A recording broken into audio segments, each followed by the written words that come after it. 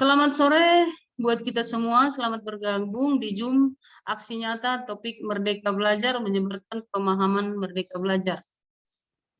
Perkenalkan, nama saya Sanna Silalahi SPD, guru IPA di SMP Negeri 8 Kota Pematang Siantar. Saya akan memaparkan topik Merdeka Belajar, pemahaman Merdeka Belajar. Adapun modul pada topik Merdeka Belajar itu ada 5, yaitu 1, mengenali dan memahami diri sebagai pendidik, 2, mendidik dan mengajar, 3, mendampingi murid dengan utuh dan menyeluruh, 4, mendidik dan melatih kecerdasan budi pekerti, 5, pendidikan yang mengantarkan keselamatan dan kebahagiaan. Baiklah, saya akan memaparkan satu persatu kelima modul ini. Kita mulai dari modul pertama, mengenali dan memahami diri sebagai pendidik. Sebagai pendidik, kita harus mengenali dan memahami diri kita dulu. Makna dari memahami dan mengenali diri kita adalah memaknai dan menghayati diri sebagai manusia merdeka untuk terus belajar. Menyelaraskan peran guru yang relevan dengan konteks murid dan zaman. Bertutur kata lembut, mendengarkan pendapat, memotivasi untuk senang dan gemar belajar. Memaknai dan menghayati diri sebagai manusia merdeka untuk belajar, maka seorang guru harus terus belajar, terus belajar.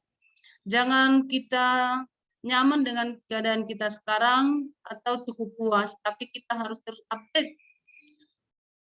Terus belajar banyak, kita search pengetahuan-pengetahuan di internet. 2, menyelaraskan peran guru relevan dengan konteks murid dan zaman. Kita harus lihat konteks murid kita seperti apa dan zamannya seperti apa. Kita harus update. Sekarang zamannya teknologi, maka kita harus juga memahami lebih lagi tentang teknologi.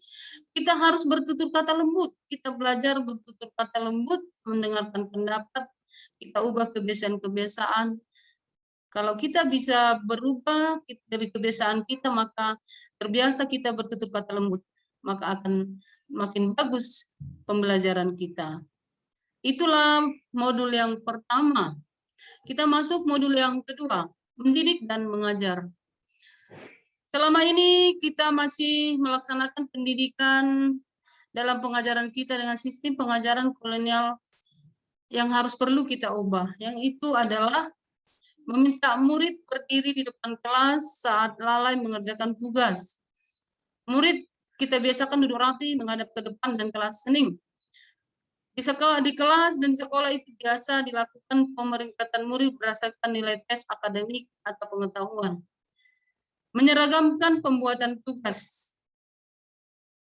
Kita selama ini memberikan tugas yang sama untuk satu kelas, harusnya itu harus kita baharui. Dan yang terakhir adalah menghukum murid yang tidak mengerjakan tugas. Jadi mulai sekarang menghukum murid tidak diperbolehkan lagi. Modul yang ketiga adalah mendampingi murid dengan utuh dan menyeluruh. Nah, kita sebagai fasilitator harus mendampingi murid secara utuh dan menyeluruh. Secara utuh dan menyeluruh, kita harus memperhatikan kodrat keadaan. Di mana kodrat keadaan itu kita harus perhatikan kodrat alam. Dari mana peserta didik kita itu berasal. Bagaimana keluarganya, bagaimana budayanya. Yang kedua, kodrat zaman. Kodrat zaman ini maksudnya zaman sekarang, zaman teknologi. Kita harus mendampingi dengan melek teknologi. Nah, di atas kodrat alam dan kodrat zaman, dalam pengembangan pendidikan, maka ada 3 ajas yang perlu kita perhatikan. Yang pertama, ajas kontinu.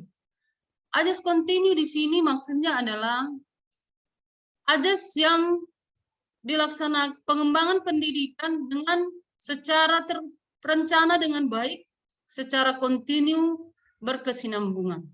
Yang kedua, ajas konvergen. Konvergen ini maksudnya adalah kita lihat sekeliling kita. Kita bisa melihat perbandingan ke daerah lain, atau boleh juga ke luar negeri sebagai perbandingan. Yang ketiga, harus konsentris. Perkembangan pendidikan itu harus mengacu pada pribadi kita. Nah, itulah poin modul yang ketiga. Modul yang keempat, mendidik dan melatih kecerdasan budi pekerti. Ini sangat kita perlukan. Bagaimana kita melatih keberanian berpendapat, olah akal, mengasah perasaan dan perilaku olah rasa, memunculkan kehendak olah karsa, dan pendidikan mempengaruhi intelektual dan bagian biologis murid. Ini adalah tantangan buat kita semua guru supaya kita lebih memperhatikan kecerdasan budi pekerti anak didik kita. Dan modul kelima yang terakhir adalah pendidikan yang menghantarkan keselamatan dan kebahagiaan. Sangat tertarik saya dengan poin ini, selamat dan bahagia. Jadi pendidikan sebenarnya itu harus ada kenyamanan dan kebahagiaan. Kalau nyaman dan bahagia, pasti sesulit apapun pembelajaran, keadaan, pasti bisa dilalui. Pendidikan hanyalah memang sebagai tuntunan. Setiap murid memiliki kodrat, kekuatan, potensi yang berbeda-beda, karakteristik yang berbeda-beda. Pendidikan tidak dapat berkehendak atas keinginan sendiri. Pendidikan harus menerapkan sistem omong dan semboyan Ki Hajar Dewantara. Pendidikan harus menerapkan pembelajaran proyek dan digital. Di atas semua itu, saya sudah memaparkan modul 1 sampai 5. Pendidikan yang menghantarkan keselamatan dan kebahagiaan peserta didik. Ada 3 sentra pendidik yang perlu kita pahami, yang bisa mewujudkan keselamatan dan kebahagiaan peserta didik. Yang pertama, keluarga, sekolah, masyarakat, pergerakan pemuda, dan lingkungan. Keluarga adalah dasar pendidikan dari siswa, sekolah rumah kedua, masyarakat dan lingkungan adalah salah satu pembentuk dari pendidikan peserta didik kita. Itulah modul 1 sampai 5 yang telah saya pelajari, sehingga saya merefleksikan Merdeka Mengajar itu terhadap apa yang sudah saya lakukan selama ini.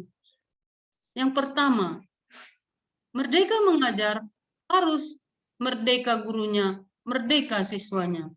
Harus berdiferensiasi, yaitu pembelajaran yang melihat kebutuhan siswa, pembelajaran yang melihat karakter, perbedaan karakter dan budaya dari siswa, kemampuan dari siswa, dan pembelajaran harus bahagia.